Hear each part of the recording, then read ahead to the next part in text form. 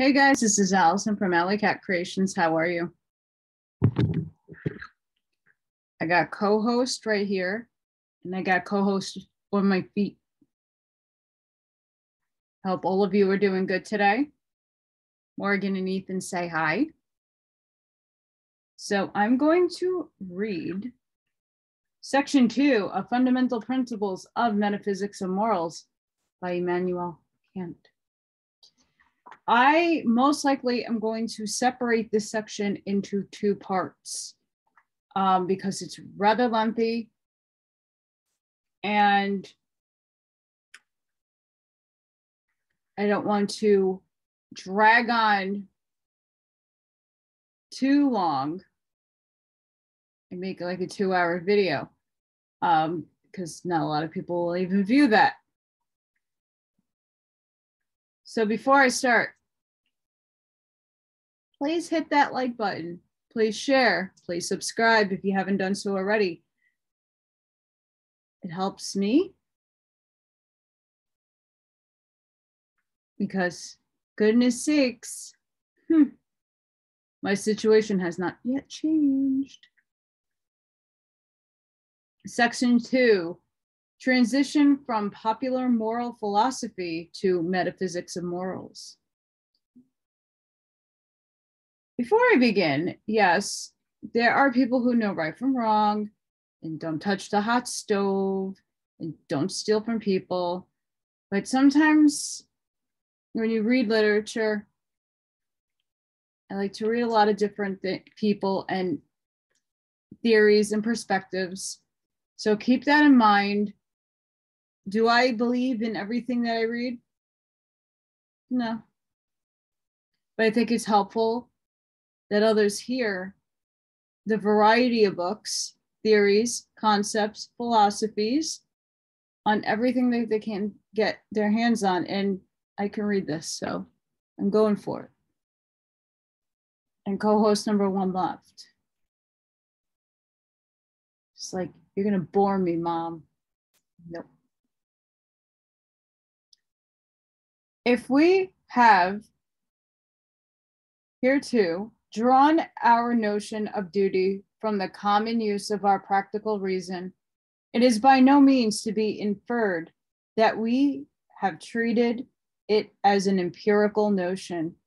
On the contrary, if we attend to the experience of man's conduct, we meet frequent and, as we ourselves allow, just complaints that one cannot find a single certain example of the disposition to act from pure duty. Although many things are done in conformity with that duty prescribes, it is nevertheless always doubtful whether they are done strictly from duty, so as to have a moral worth. Hence, they have at all times been philosophers who have altogether denied that this disposition actually exists at all in human actions, and have ascribed everything to a more or less refined self-love.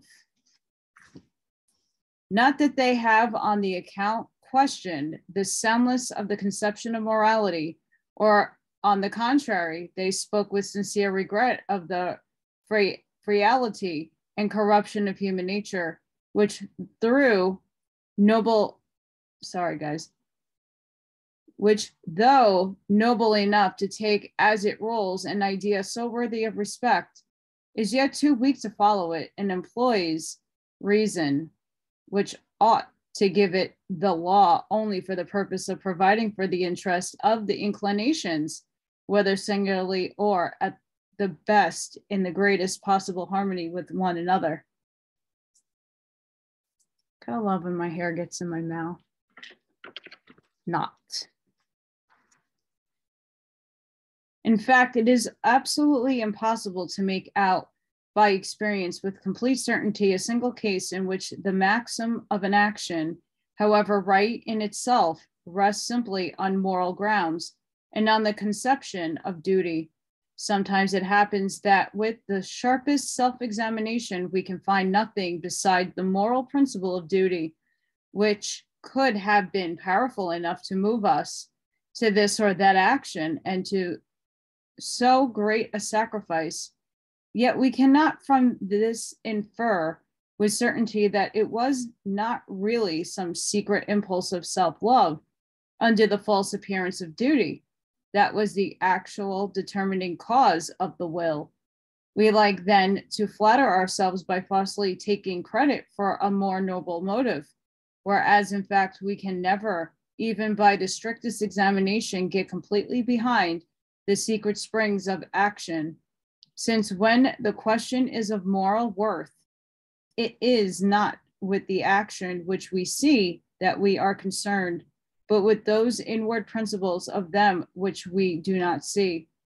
Moreover, we cannot better serve the wishes of those who ridicule all morality as mere chimera of human imagination, overstepping itself from vanity, than by conceding to them that notions of duty must be drawn only from experience, as from adolescence. People are ready to think is always the case with all other notions, for this is to prepare for them a certain triumph. I am willing to admit out of love of humanity that even most of our actions are correct, but if we look closer at them, we everywhere come upon the dear self, which is always prominent. And it is this they have in view, and not the strict command of duty, which would often require self-denial. Without being an enemy of virtue, a cool observer, one that does not mistake the wish for good, however lively, for it is reality, may sometimes doubt whether true virtue is actually found anywhere in the world, and this especially as years increase and the judgment is partly made wiser by experience and partly also more acute in observation. This being so, nothing can secure us from falling away altogether from our ideas of duty, or maintain in the soul a well-grounded respect for its law, but the clear conviction that although there should never have been actions which really sprang from such pure sources, yet whether this is or that takes place is not at all the question, but that reason of itself, independent on all experience, ordains what ought to take place, that accordingly actions of which perhaps the world has hitherto never given an example, the feasibility even of which might be very much doubted by one who finds everything on experience, are nevertheless in flexibility commanded by reason, that even though there might never yet have been a sincere friend, yet not a whit the less is pure sincerity in friendship required of every man, because prior to all experience, this duty is involved as duty in the idea of a reason determining the will by a priori principles. When we add further that unless we deny that the notion of morality has any truth or reference to any possible object, we must admit that its law must be valid, not merely for men, but for all rational creatures generally, not merely under certain contingent conditions or with exceptions, but with absolute necessity. Then it is clear that no experience could enable us to infer even the possibility of such I'm going to slaughter this word because I can't get it out of my mouth.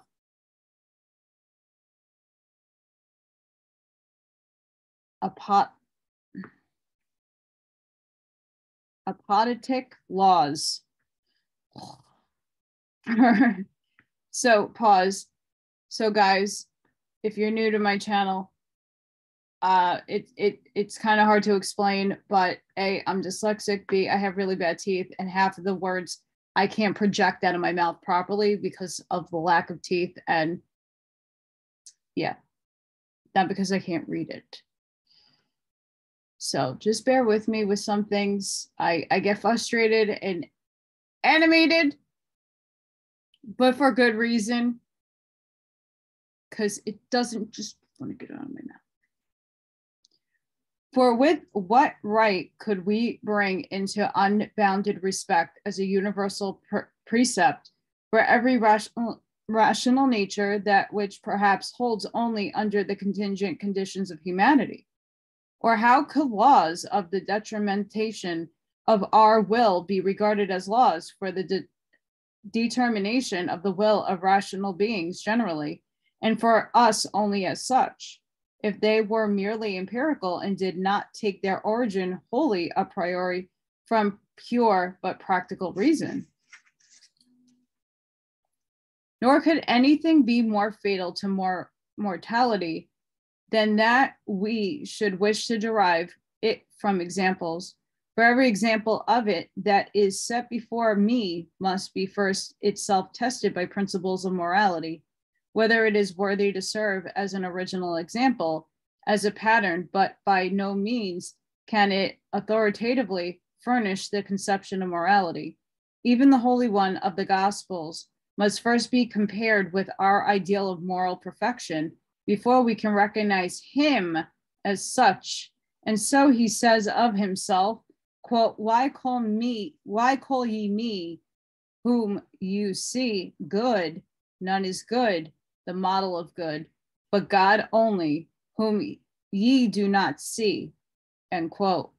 But once we have the conception of God as the supreme good, simply from the idea of moral perfection, which reason frames a priori and connects inseparably with the notion of a free will,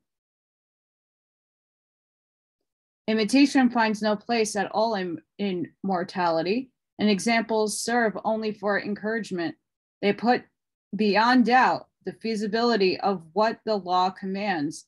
They make visible that which the practical rule expresses more generally, but they can never authorize us to set aside the true original, which lies in reason, and to guide ourselves by examples.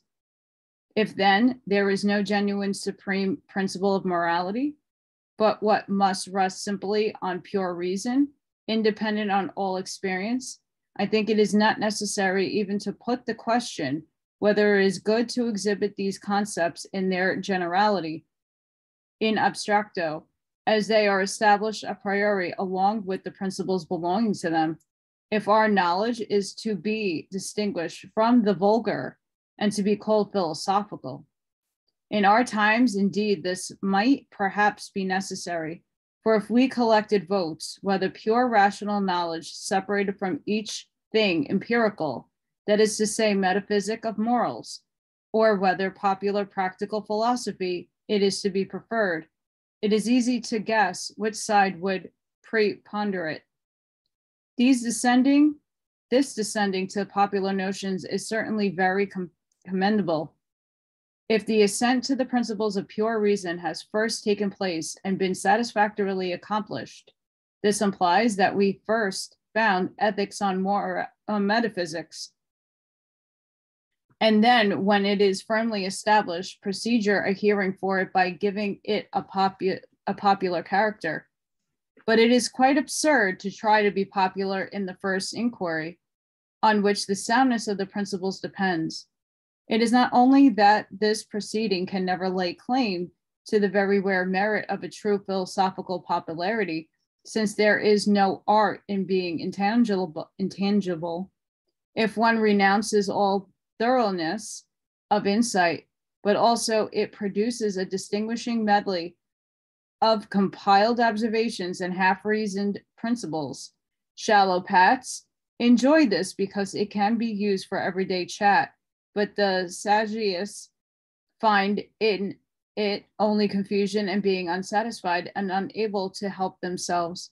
They turn away their eyes, while philosophers who see quite well through this delusion are little listened to when they call men off for a time from this pretended popularity, in order that they might be rightfully popular after they have obtained a definite insight.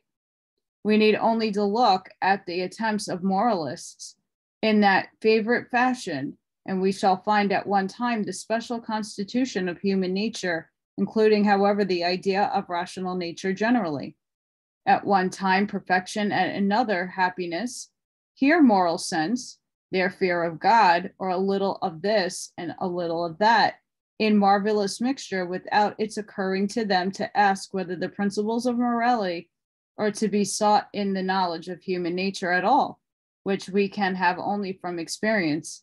And if this is not so, if these principles are to be found altogether a priori, free from everything empirical, in pure rational concepts only, and nowhere else, not even in the smallest degree, then rather to adopt the method of making this a separate inquiry as pure practical philosophy, or if one may use a name so decried as Metaphysics of Morals.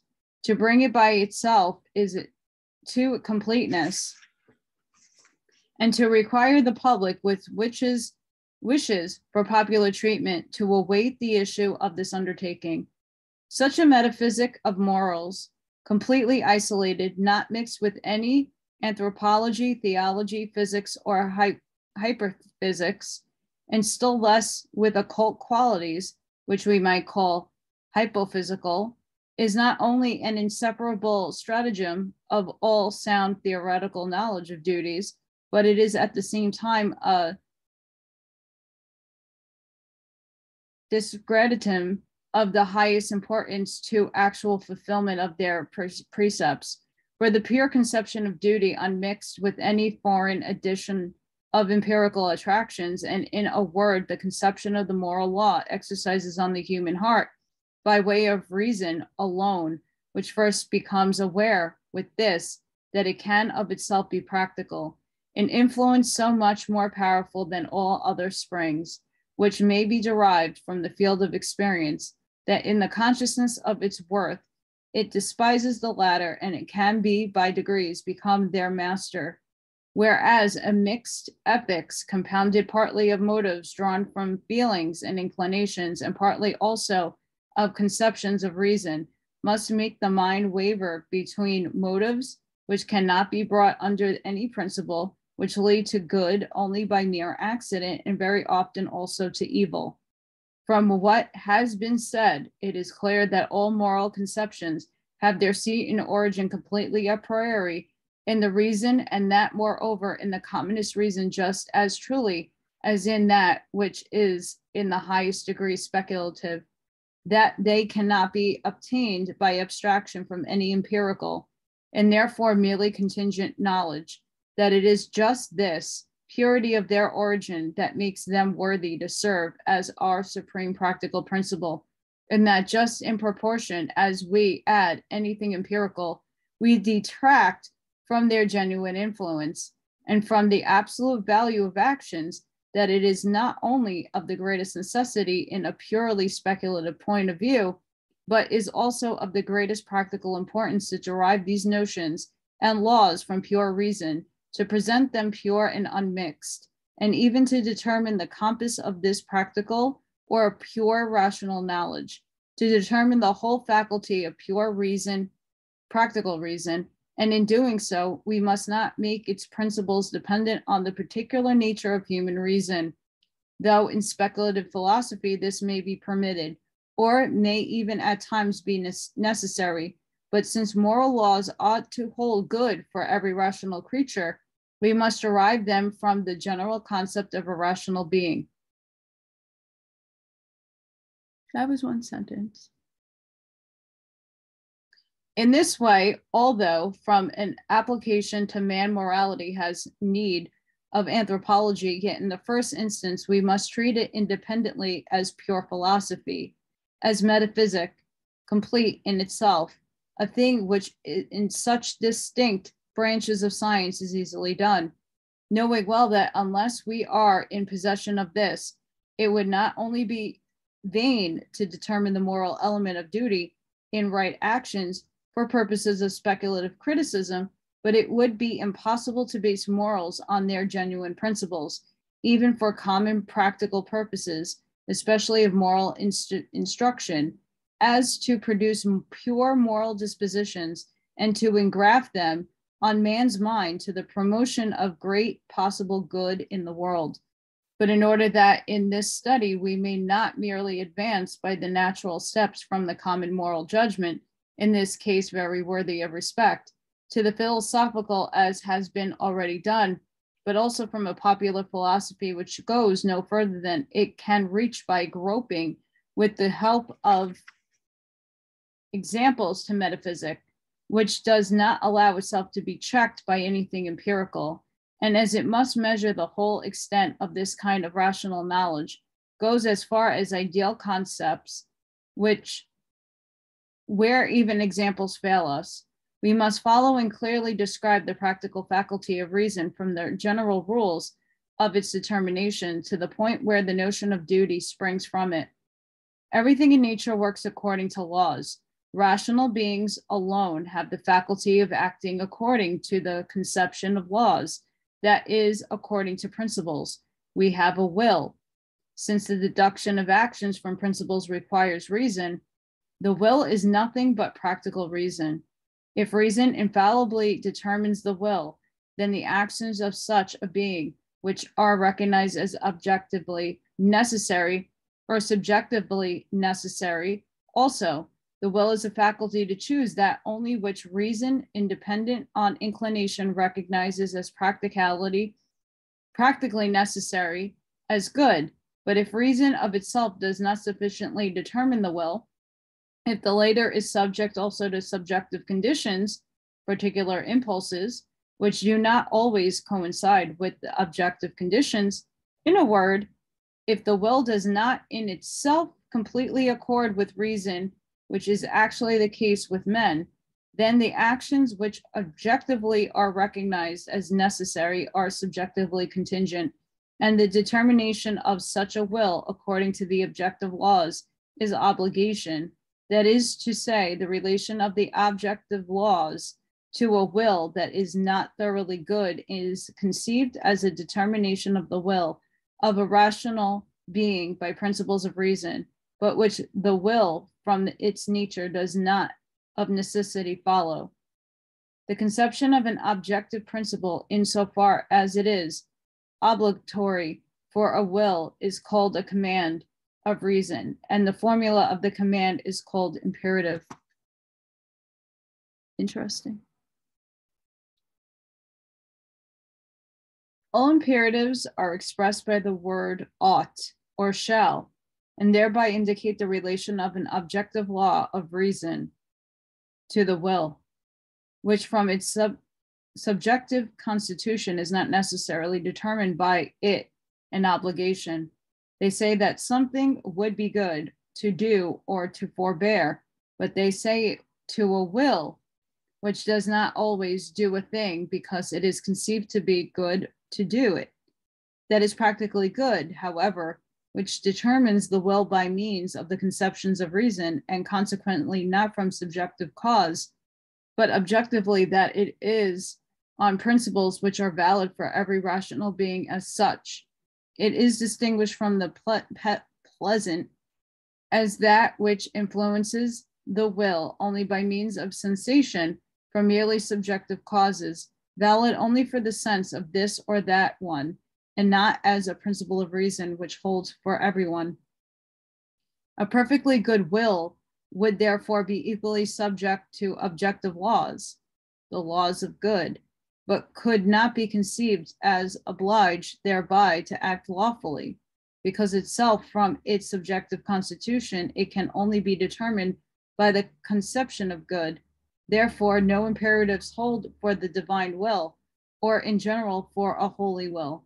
Ought is here out of place because the volition is already of itself necessarily in unison with the law. Therefore, imperatives are only formulas to express the relation of objective laws of all volition to the subjective imperfection of the will of this or that rational being, the human will. Now, all imperatives command either hypothetically or categorically.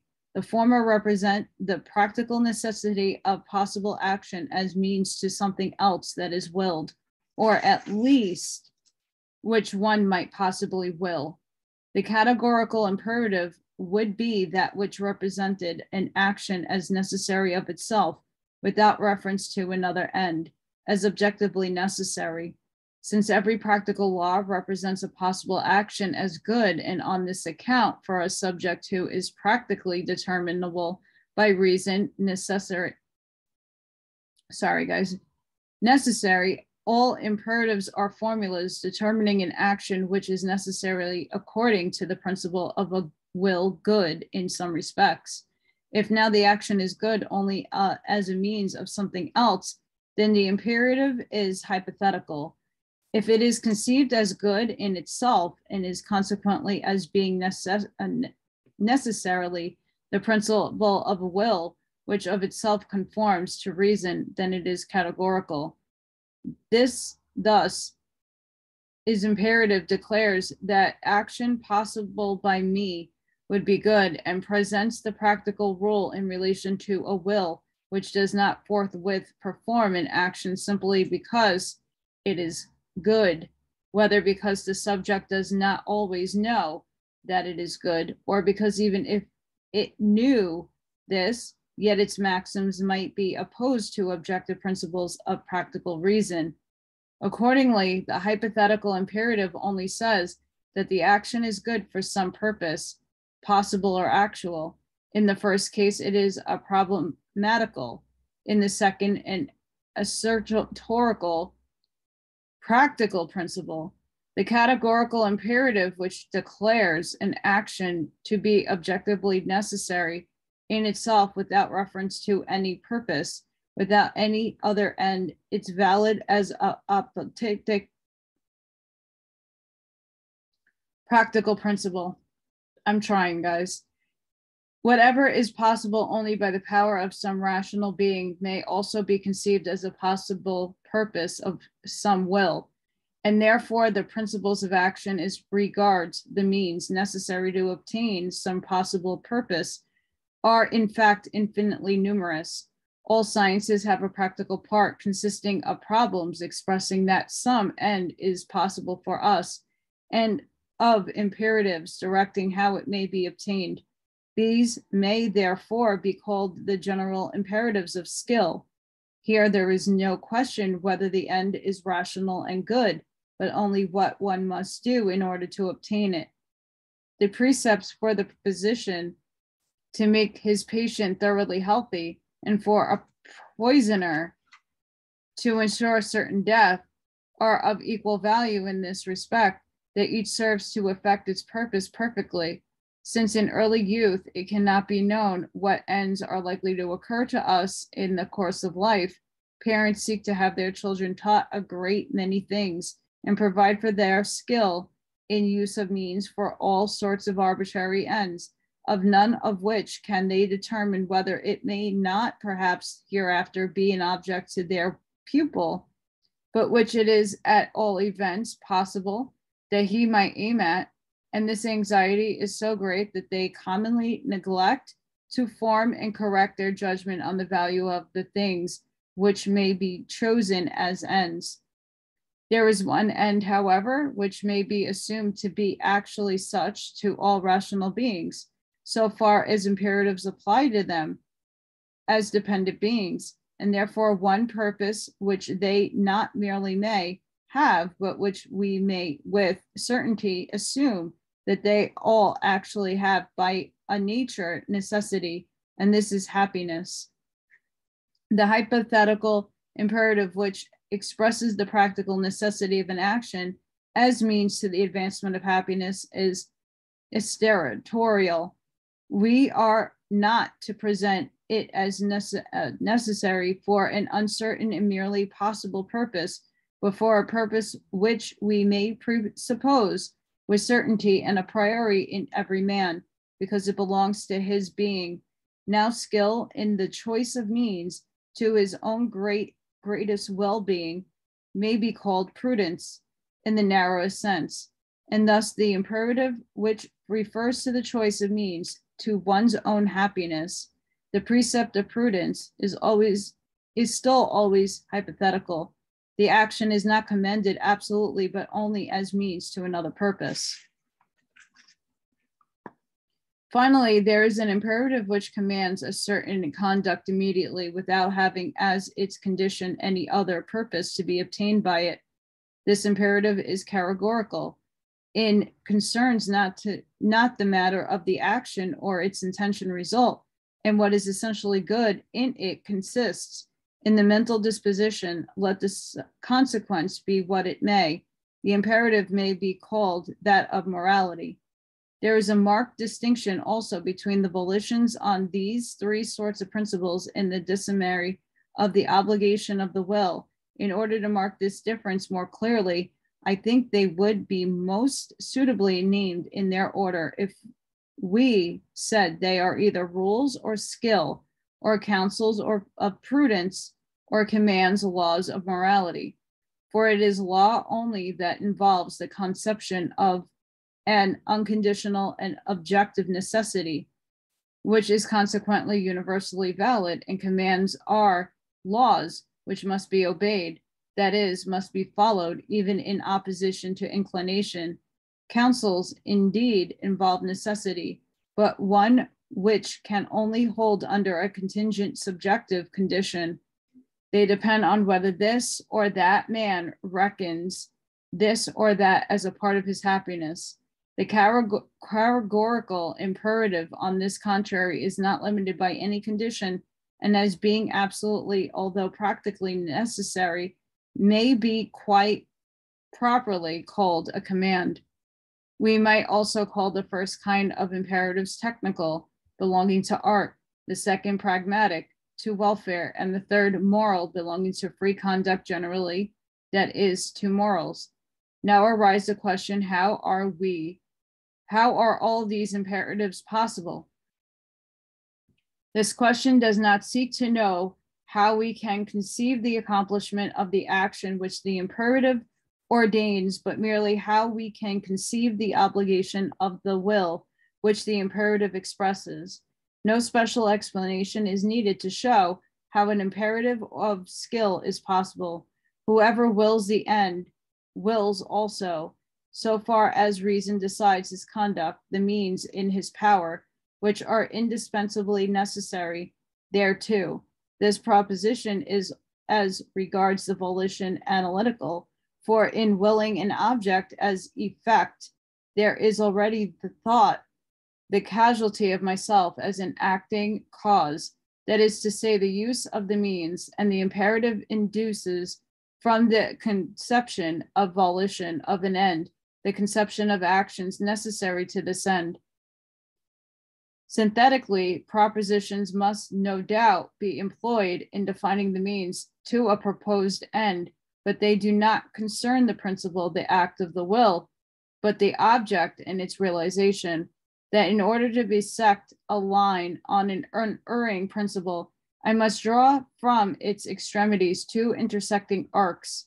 This, no doubt, is taught by mathematics only in synthetical propositions, but if I know that it is only by this process that the intended operation can be performed, then to say that if I fully with the operation, I also will the action required for it, is an analytical proposition, for it is the one and the same thing to conceive something as an effect, which I could produce in a certain way, and conceive myself as an acting in this way.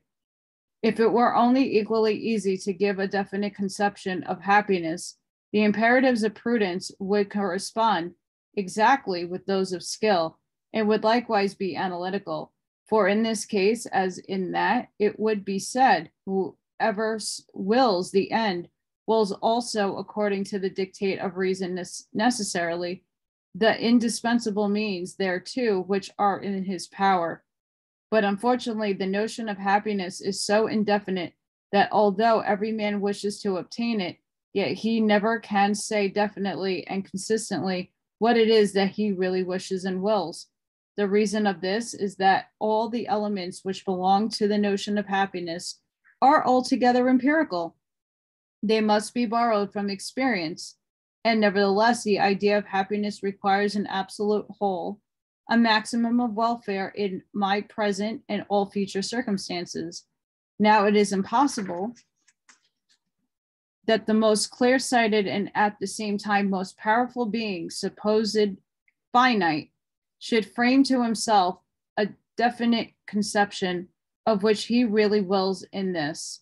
Does he will riches? how much anxiety, envy, and snares might be not thereby draw upon his shoulders.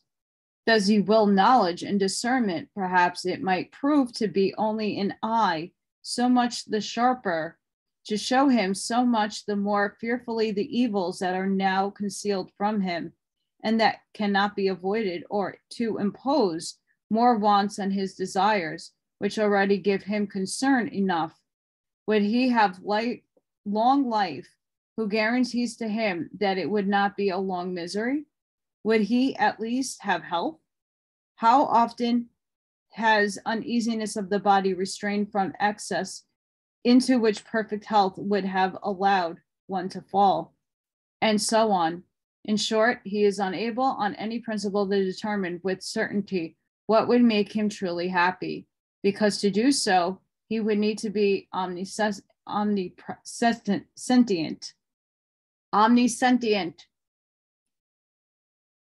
We cannot therefore act on any definite principles to secure happiness, but only as empirical counsels of regime, frugality, courtesy, reserve, which experience teaches do, on the average, most promote well-being. Hence it follows that the imperatives of prudence do not, strictly speaking, command at all. That is, they cannot present actions objectively as practically necessary, that they are rather to be regarded as counsels than precepts of reason, that the problem to determine certainty and universally what action would promote the happiness of a rational being is completely insoluble, and consequently no imperative respecting it is possible, which should, in the strict sense, command to do what makes happy, because happiness is not an ideal of reason, but an imagination resting solely on an empirical grounds, and it is vain to expect that these should define an action by which one could obtain the totality of a series of consequences, which is really endless. This imperative of prudence would, however, be an analytical proposition if we assume that the means to happiness could be certainly assigned, for it is distinguished from the imperative of skill only by this, that in the latter the end is merely possible, in the former it is given, as however both only ordain the means to that which we suppose to be willed as an end. It follows that the imperative which ordains the willing of the means to him who wills the end is both case analytical.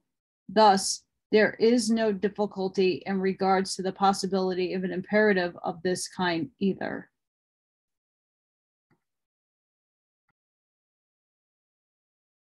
On the other hand, the question how the imperative of morality is possible, it is undoubtedly one, the only one, demanding a solution, as this is not all hypothetical, and the objective necessity which it presents cannot rest on any hypothesis, as is the case with the hypothetical imperatives. Only here, we must never leave out the consideration that we cannot make out by any example, in other words, empirically, whether there is such an imperative at all, but it is rather to be feared that all those which seem to be categorical may yet be at bottom hypothetical. For instance, when the precept is, thou shalt not promise deceitfully, and is assumed that the necessity of this is not mere counsel to avoid some other evil, so that it should mean, thou shalt not make a lying promise, lest if it become known that thou shouldest destroy thy credit, but that an action of this kind must be regarded as evil in itself, so that the imperative of the prohibition is categorical, then we cannot show with certainty in any example that the will was determined merely by the law, without any other spring of action, although it may appear to be so, for it is also possible that fear of disgrace, perhaps also obscure dread of other dangers, may have a secret influence on the will. Who can prove by experience the non-existence of a cause, when all the experience tells us is that we do not perceive it? But in such a case, the so-called moral imperative, which as such appears to be categorical and unconditional, would in reality be only a pragmatic precept, drawing our attention to our own interests and merely teaching us to take these into consideration. We shall therefore have to investigate a priori the possibility of a categorical imperative, as we have not in the case of the advantage of its reality been given in experience, so that an elucidation of its possibility should be requisite only for its explanation, not for its establishment. In the meantime, it may be discerned beforehand that the categorical imperative alone has the purport of a practical law. All the rest may indeed be called principles of the will, but not laws, since whatever is only necessary for the attainment of some arbitrary purpose may be considered as in itself contingent, and we can at any time be free from the precept if we give up the purpose. On the contrary, the unconditional command leaves the will no liberty to choose the opposite. Consequently, it alone carries it with the necessity which we require in a law. Secondly, in the case of this categorical imperative or law of morality, the difficulty or discerning its possibility is a very profound one.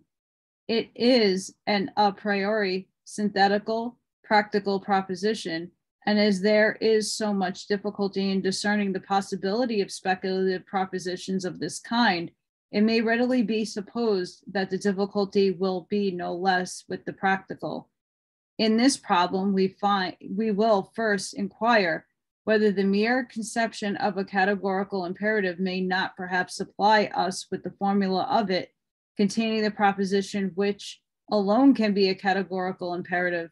For even if we know the tenor of such absolute command, yet how it is possible will require further special and laborious study, will be postponed to the later section. When I conceived a hypothetical imperative in general, I do not know beforehand what it will contain until I am given the condition. But when I conceive a categorical imperative, I know at once what it contains, for as the empirical conditions contain, besides the law, only the necessity that the maxims shall conform to the law, while the law contains no condition restricting it, there remains nothing but the general statement that the maxim of that action should conform to the universal law, and it is this conformity alone that the imperative properly represents as necessary. There is therefore one categorical imperative, namely this: act only on that maxim whereby thou canst at the same time will that it should become a universal law. Now, if all imperatives of duty can be deduced from this, what imperative as from their principle, then although it should remain undecided whether what is called duty is not merely a vain notion, yet at least we shall be able to show what we understand by it and what this notion means.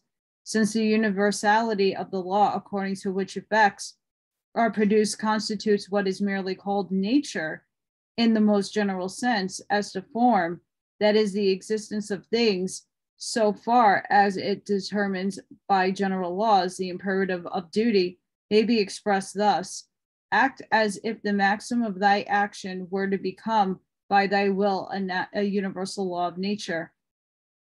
We will now enumerate a few duties, adopting the usual division of them into duties to ourselves and to others, and unto perfect and imperfect duties.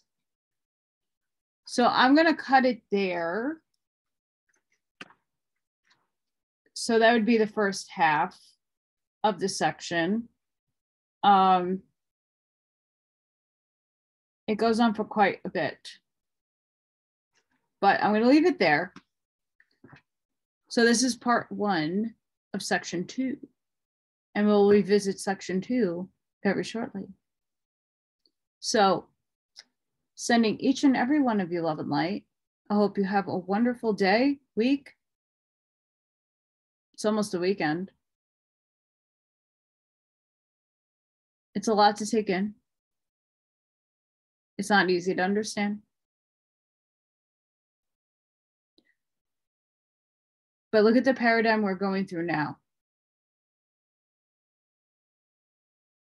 Again, I read a lot of the books and serve it to be in the time of now. And what we really do need to start questioning in our morals, in societies, in communities, in ourselves. And to take a look at different authors and different perspectives and philosophies, I think is worth it if we're changing our paradigm and moving up into new consciousness.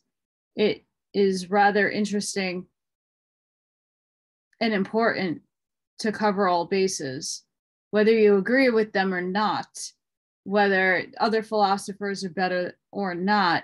I think it's important to get every and all perspectives, because like history, it needs to be rewritten because it's not correct. But you have to look at the entirety and the totality of what was taught and what was left out in order to establish the truth. What were the truths and what were the falsehoods?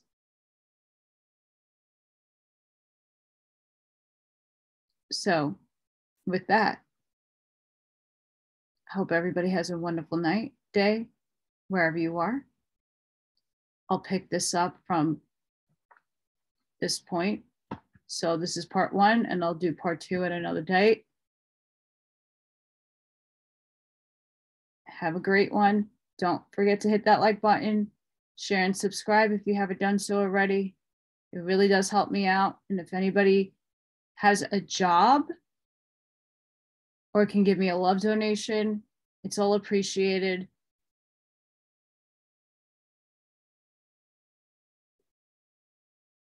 I'm trying to figure things out. I'm putting it out into the universe. I'm trying to manifest. I'm trying to do my spiritual fun stuff. I'm trying to be the light being that I am. But this 3D reality got to stop.